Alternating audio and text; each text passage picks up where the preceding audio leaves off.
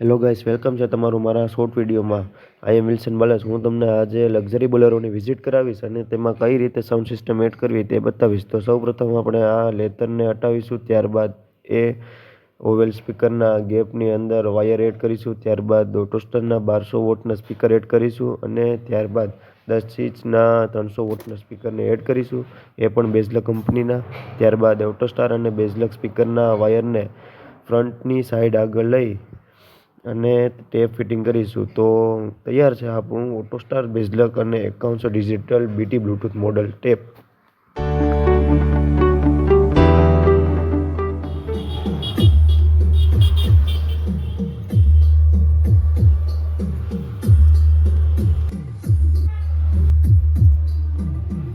गाड़ी ना कर उतार दे।